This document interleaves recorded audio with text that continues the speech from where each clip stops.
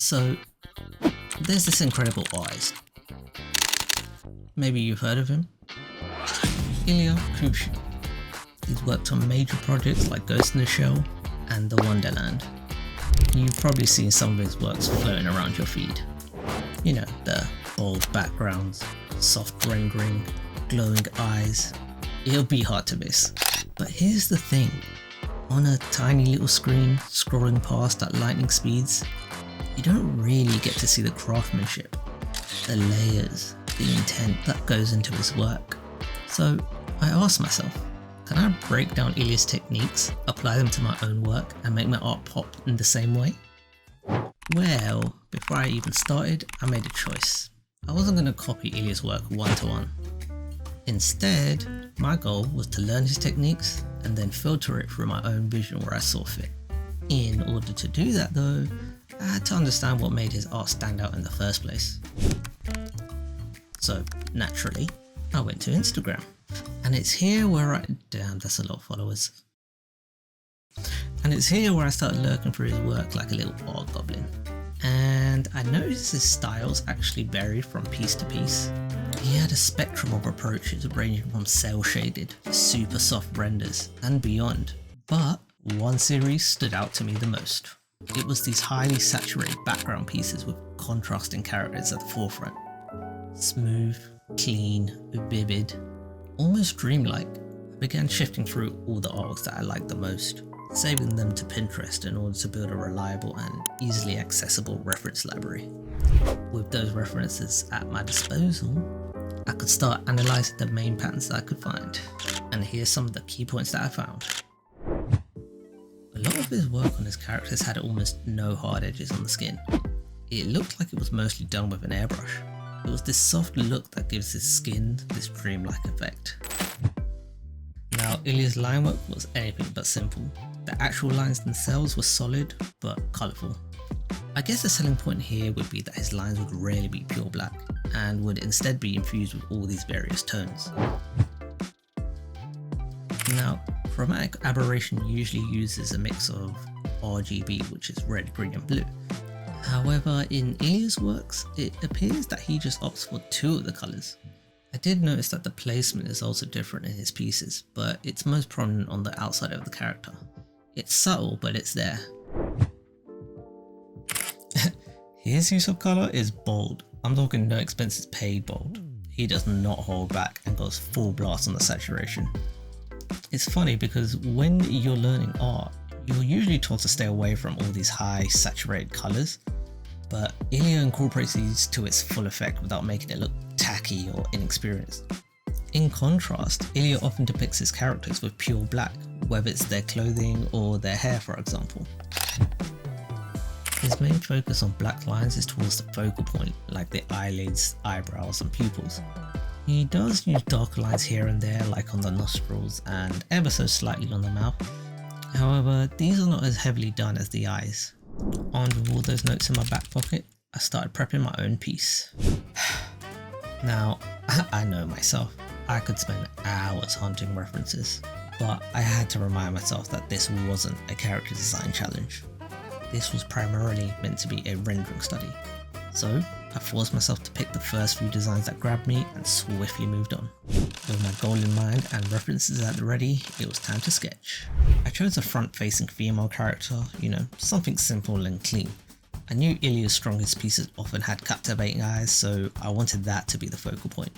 I kept the sketch minimal. I don't want to get lost into detail too early. I just wanted to focus on the big shapes and putting down enough just for me to start rendering. And once I had the solid base, it was time for the next phase. To be as authentic as possible, I wanted to emulate Ilya's brush set. When looking at his workflow and attempting to pause at certain sections, I noticed that he was a minimalist. His main two tools of work was a generic airbrush and an elliptical hard brush. I already had access to an airbrush, but the elliptical brush tip was something I had to forge myself, though this was easy enough. I simply got a round hard edge brush with a little fade at the end.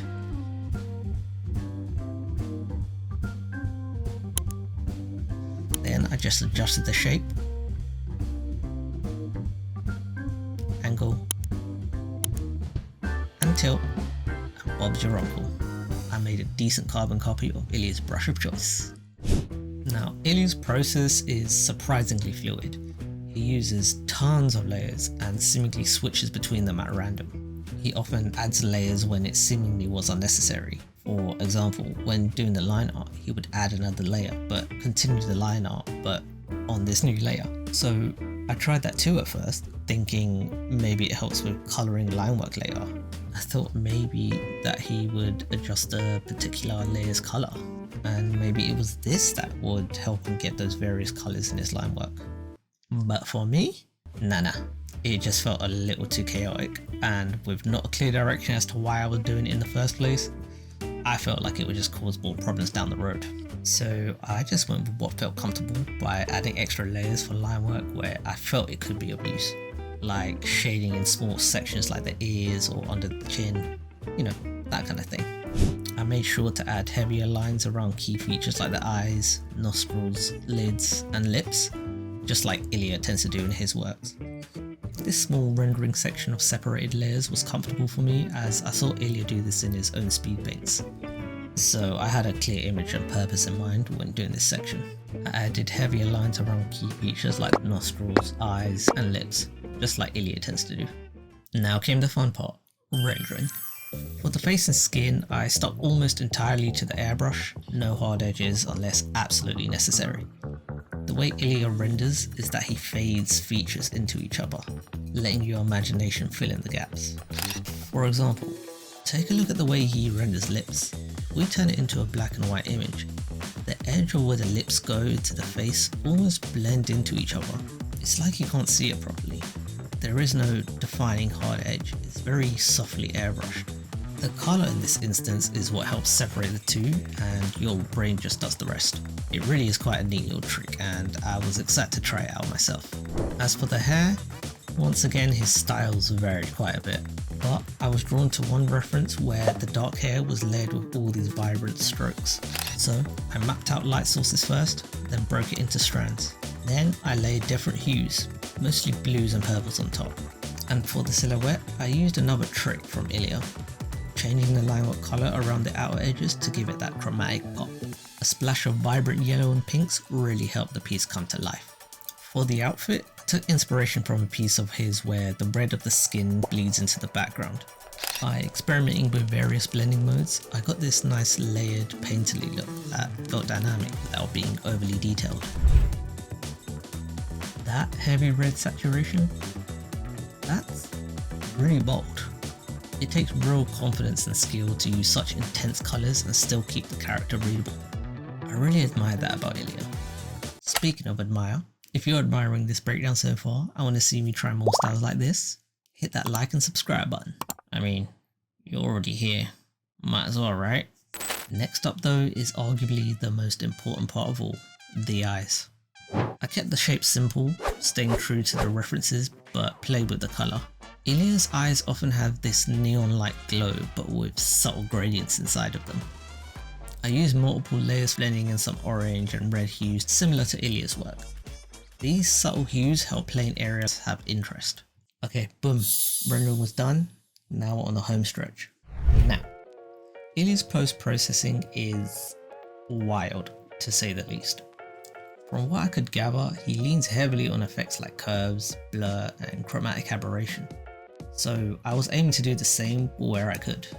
But first, do you remember all those extra line work layers? Well, it's time to put them to work. I started to lock some of the layers and began painting over them with different colours.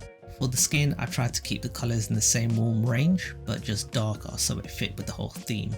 Now, I'm pretty sure Ilya has a more streamlined and effective way of doing this, but I for sure hell didn't. So I just had to use my best guesses and do all the effects manually.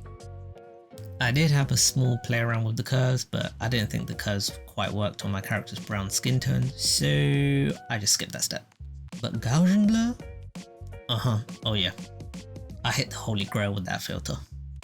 I merged all my layers into one, then duplicated it to create a backup for post-processing. On the duplicate, I applied a Gaussian blur to soften the image, just enough to get that dreamy glow effect. After testing a few blending modes, I settled on lighten. It gave me that subtle haze without muddying the original details. One thing I did notice quite late was Ilya's use of high value, lots of light, almost glowing whites throughout the piece. So to bring that same brightness into my own artwork, I duplicated the original layer again and set it to color dodge. It immediately lifted the highlights and gave everything a soft, luminous boost. I dialed down the opacity a bit so it didn't overpower the piece, and it looked great. Next, it was time for the final touch, chromatic aberration. Looking closely at my reference images, I noticed that the effect mainly used blue and red, with little to no green, so I stopped with just those two colours. I started by duplicating my original layer and placing a red fill layer on top. I changed the blending mode, then merged the two. I repeated the same process, but this time using blue instead of red. And with both versions ready, I moved them to the top of my layer stack. Now to create that subtle separation effect, I nudged each layer slightly off center. Then I adjusted their blending modes, soft light for the blue layer and saturation for the red, so they wouldn't overpower the original image. After fine tuning the opacities, the chromatic effect felt just right. And with that, the piece was finished.